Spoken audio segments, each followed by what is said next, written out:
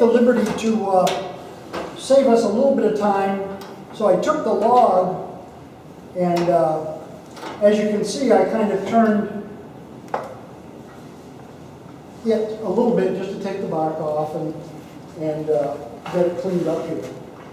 But what I'm going to do real quick like is just try to rough out a hollow form and see what we can do.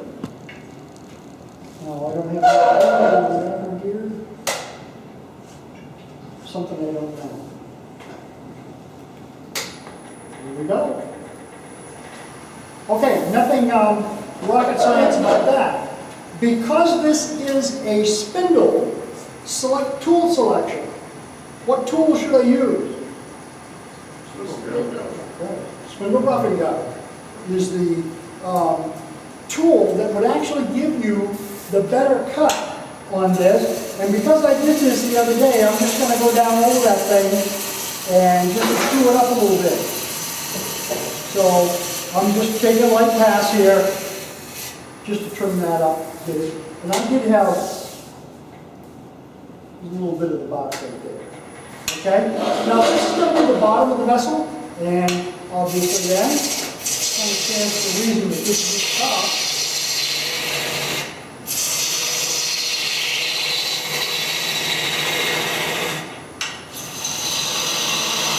And if you ask me, why did you get that second shape? My wife is on my case all the time. She says when I turn a hollow vessel, they're always the same shape. So, that's my version of something different.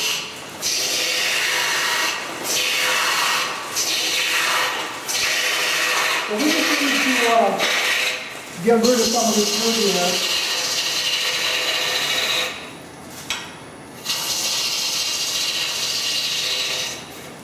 One thing that I do always in the design process take into consideration is the 1/3, 2/3 rule. In other words, you can kind of see the shape I'm headed towards here, but I'm going to kind of go 2/3, 1/3 here to get the high point on this vessel.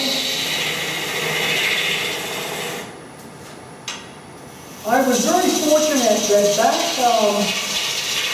I think it was in 1992 or 3, I did a workshop with John Jordan. At that time, John was really on the forefront of hollowing vessels and so forth. And he spent a lot of time saying, and if you just gander across at one of those vessels, what part of the vessel do you see? You don't see the inside. We all concentrate, because we're the technologists, we concentrate on, okay, we're going to hollow this thing out, we're going to get it even, consistent wall thickness and all that stuff. But Joe public that views that, what do they see?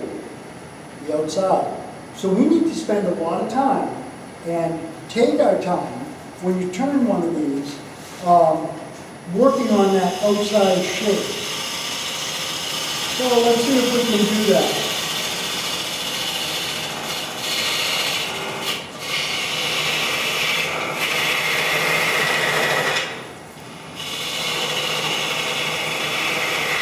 Okay. We'll just sort of do this up there.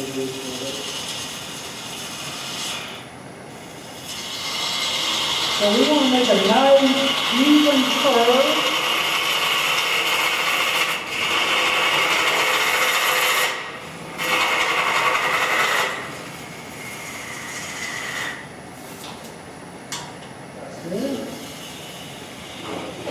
See if we can get that cleaned up just a little bit.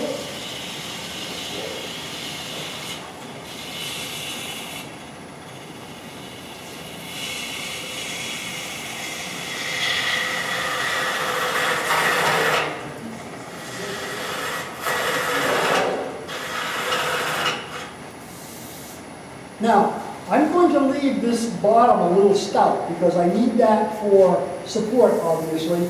But I need to take and spend just a couple of minutes here on this outside. The other thing that John said was that flat is ugly. So I want to make sure that this whole section right here is not flat. It's going to have just a gentle curve to it. And I've got a curve started here, but then, I don't know if you can see it, but I've got a divot right there. So I'm just going to go up here, and again, when we're doing this, we're going to watch right up here.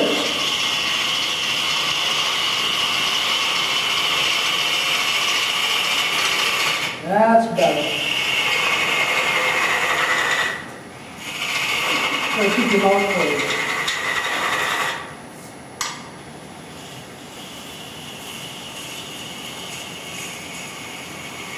There we go.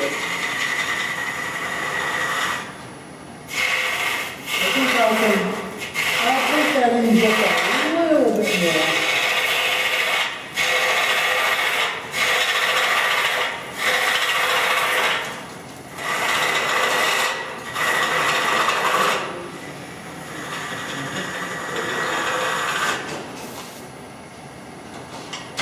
And we'll give it right there.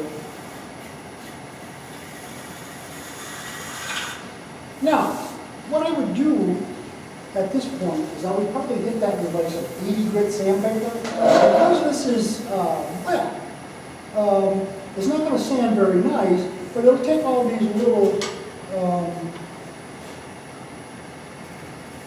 tool marks out of here. Look at the color of that thing. Ooh. Maybe this is a keeper, I don't know. You never know, right? I'm going to tidy up this neck here just a little bit. I don't want it to be that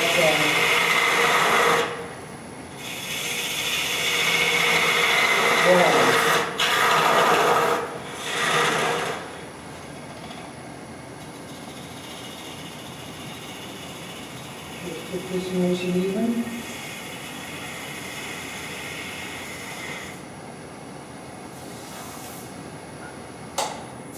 I think for the demo, that's close enough.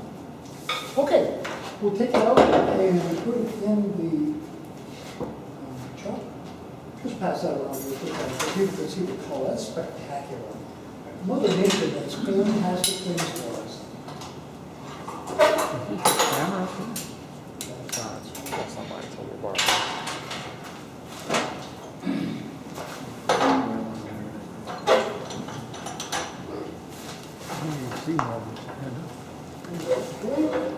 Now what I'm going to do is I'm going to take a twister bit and I'm going to drill right down through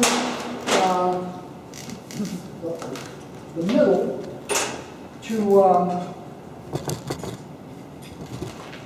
take that middle section right out of it.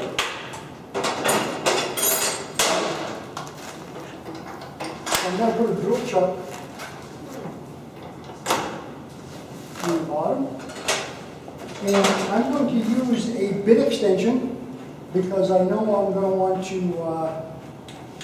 put down in there a little ways. Is that your own creation? No, it's just a regular standard. I have 3-inch and 6-inch. This is just a 6-inch bit extension. I'm going to use a I think we'll use like perhaps a 2-inch working a bit. I don't want that back.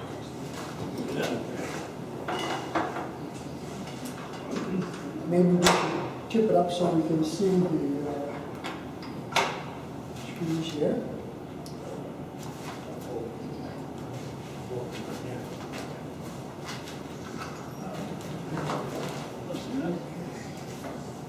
Little hint. Allen screws, Lyle Jamieson.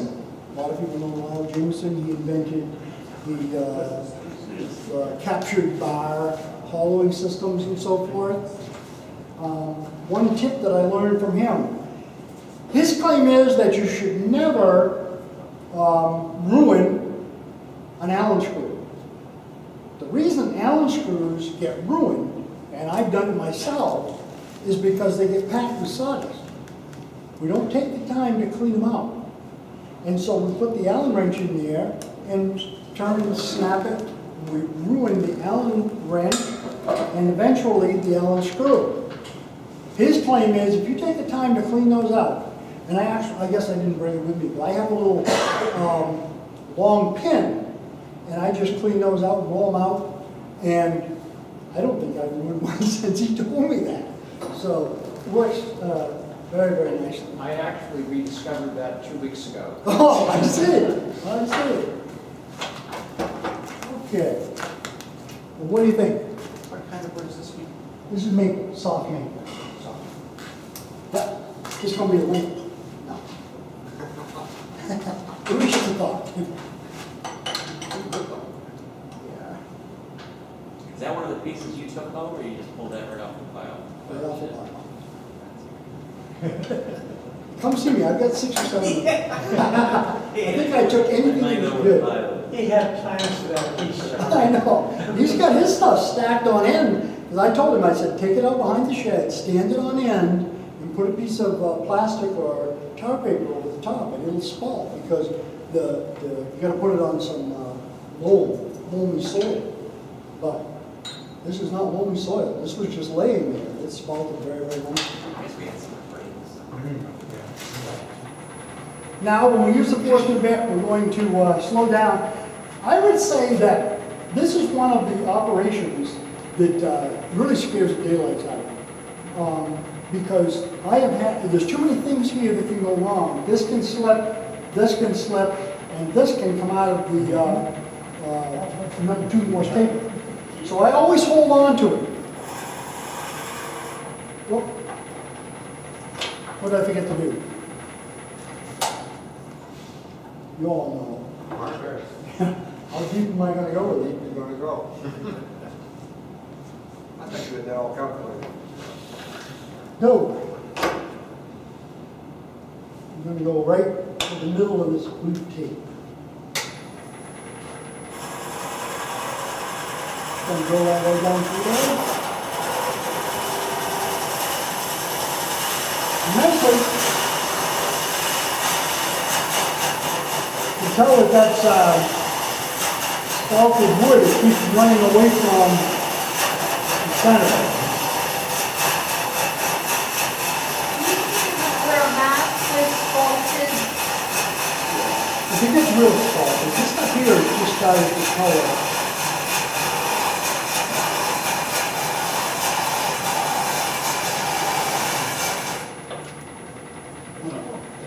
Part of the problem, and I don't, by any means, I'm not talking out of school about Powermatic lathes, but one of the things that Powermatic lathes are known for, and this one has it, has a disease. This center does not line up with that center. And only it's off by a strong 1/16 of an inch. So what's happening is, this is trying to drill straight. Remember I said that I wanted to turn this on the pit? What's happening is it's fighting that pit, and that's why it's, typically they drill really nice and smooth going through here. This can be fixed, but in this case, it's not an easy fix. And I don't know why, but Powermatics tend to be noted for that.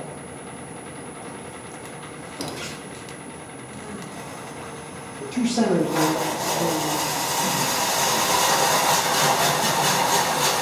Notice that I'm holding on to dear life for the stuff right here because it will spin every once in a while.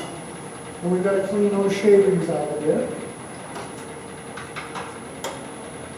Two things which I do is to have a glove in my left hand.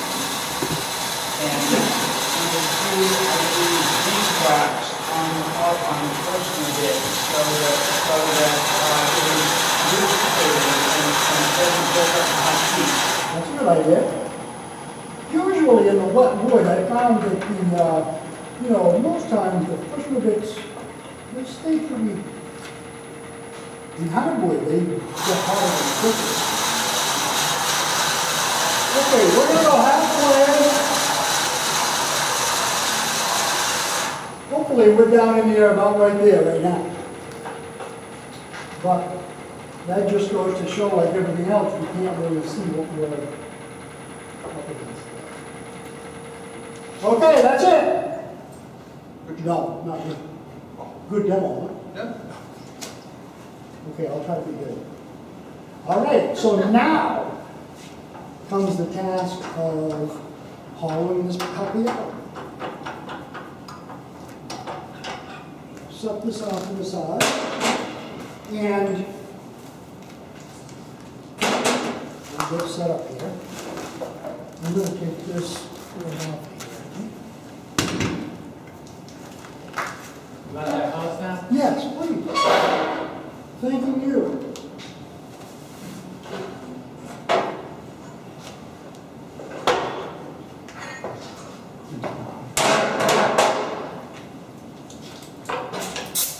Yeah, we'll give it a little too.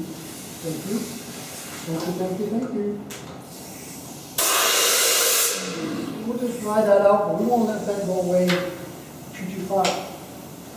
One of the things that I learned from one of our members, and I can't remember his name, his first name's Bobby.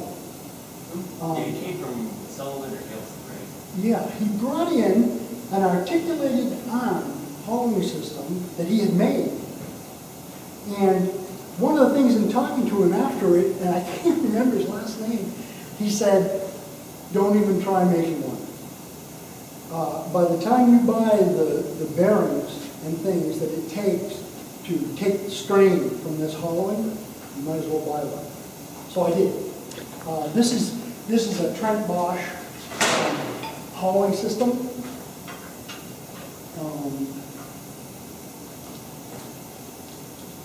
And basically this is the hauling tool. I found it to be a really nice system to use. Make it easy out of it. I've got two little Allen screws here that are going to tighten the tool up.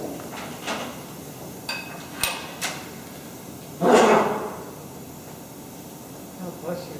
Because they've got dusty in it. Goldenrod. I see. Landed it all day. Oh. Little ones. All about that high. 3 hours a week.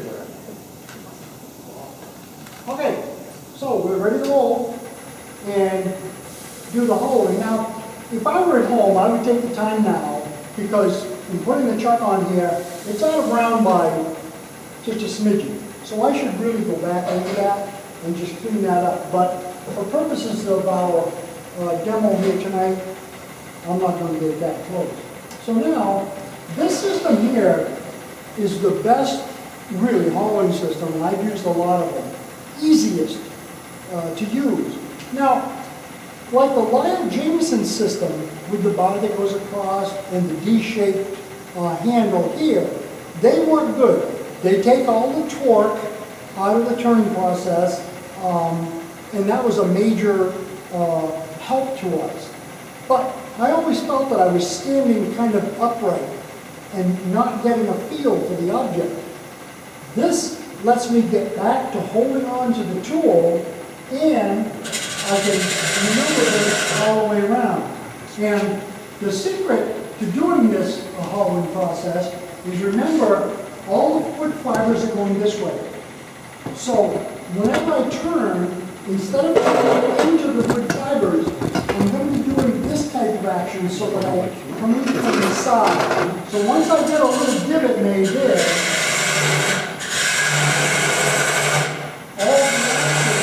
all the action is this way, just cupping away at the side. My objective here is to get a cavity in the middle, and then we'll get down to the good stuff.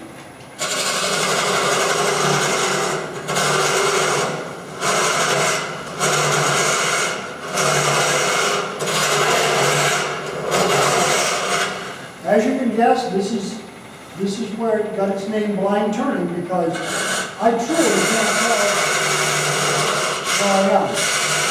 I'm doing this totally by feel.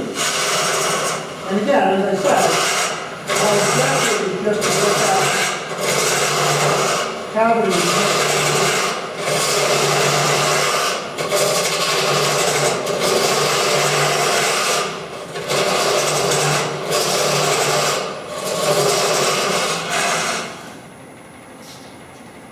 And what I'm doing is, I've got that 2-inch cylinder down the middle, hole, basically. So I can feel that, that's right there. So I'm working off from that, coming up here. I know I want to work from there just to get this wood.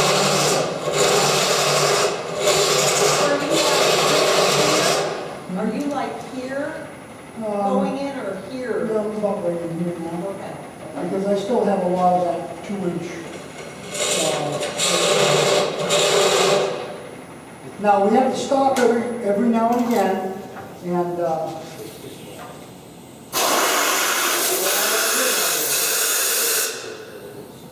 cool. Okay, I think I've got enough out of there so that I can get to the good stuff.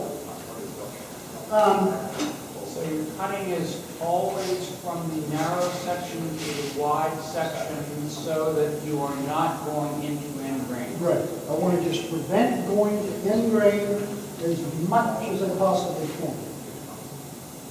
I don't know if I can get this. Yeah, we'll try this. I have a couple of different tools here that have different curves to them that I'm going to use. So I'm going to take this apart. And the way that Trent, when I was at his demonstration, he said, you know, this is actually a game changer. By golly, it truly is a game changer. Because